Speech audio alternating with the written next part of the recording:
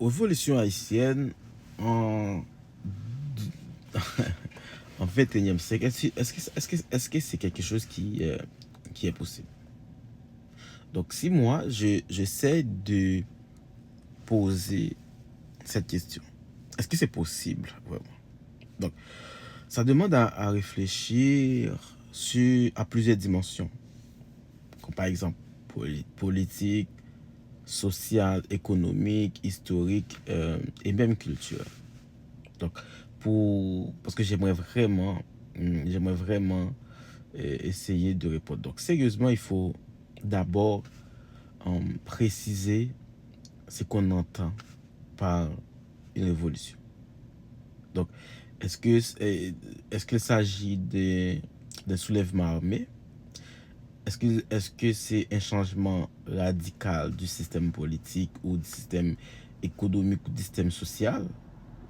Ou des réveils populaires profonds qui pourraient aboutir à ce qu'on appelle une refondation de l'État. Donc, si, prenons par exemple, contexte historique. Donc, la révolution de 1804, la révolution haïtienne de 1791-1804, c'était un soulèvement des esclaves contre le système colonial français.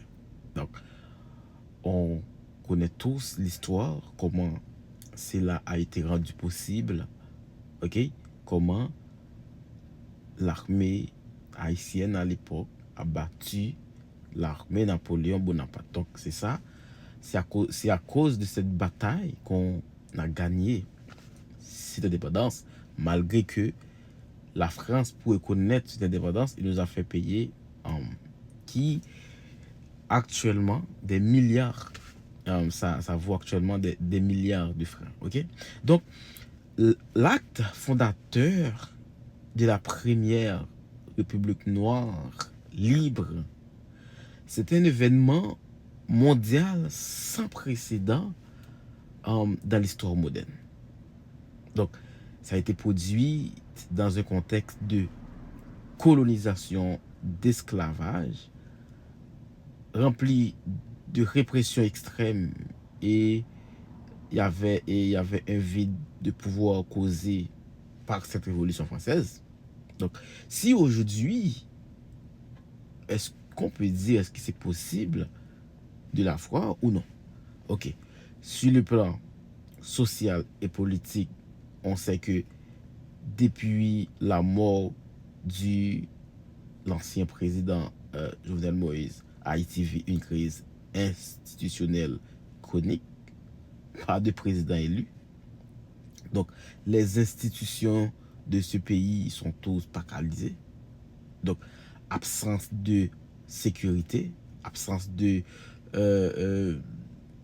professionnalisme, ou du moins absence de leadership. Donc, les inégalités sociales sont beaucoup plus qu'auparavant, sont énormes. Et les pouvoirs est en grande partie capturés par des élites économiques et politiques. Souvent, c'est des gens très corrompus. Et les bandes armées contrôlent de larges zones de la région métropolitaine. Il y a plusieurs axes de ce pays qui ont bloqué, et ce qui rend tout mouvement populaire extrêmement dangereux. Ok. Et ces conditions pourraient créer, c'est ce qu'on appelle un terreur, normalement. Et un terreau pour avoir une révolte populaire, mais pas nécessairement une révolution organisée, porteuse d'un nouveau modèle. Mais c'est quoi l'obstacle? Est-ce que c'est parce que le peuple est fatigué? Est-ce que c'est parce que le peuple est fatigué? Est-ce que le peuple est accablé par la pauvreté, l'insécurité et la migration massive? Donc, comme je vous ai dit tantôt, l'absence de leadership révolutionnaire clair, pas des figures comme Toussaint Louverture ou Dessalines aujourd'hui, c'est que ces gens-là, ils n'existaient plus. Donc, l'ingérence internationale, notamment américaine, française et onusienne, qui complique l'émergence des mouvements indépendants.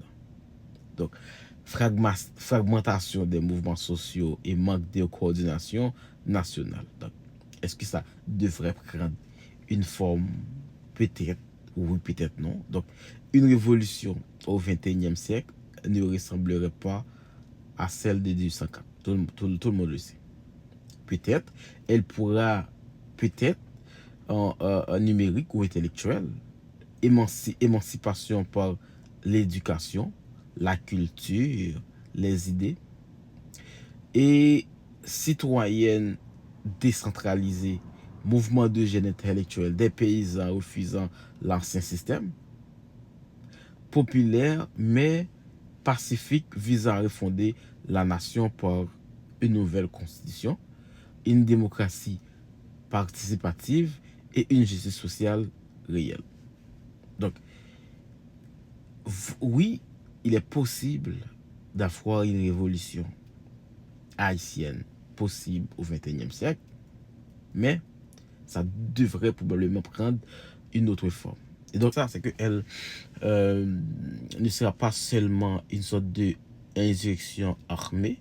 Donc, ça veut dire qu'elle doit être différente de celle du 804.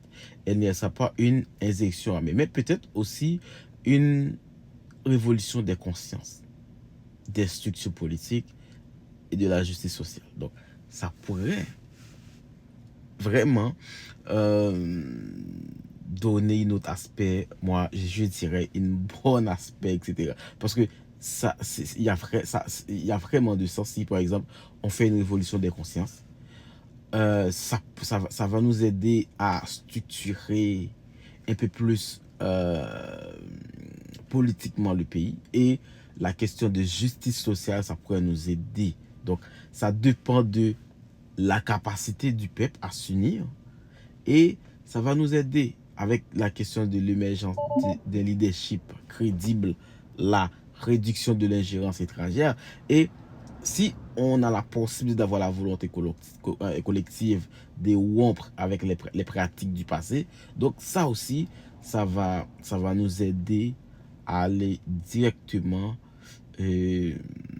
ça va nous aider à aller directement de ce que nous avons besoin pour ce beau pays. Donc c'est ça qu'on voulait partager avec vous. On vous donne rendez-vous pour le prochain épisode, et là on va parler un peu plus sur est-ce que la révolution haïtienne est-il possible en 21e siècle, mais différent de celle de 1804.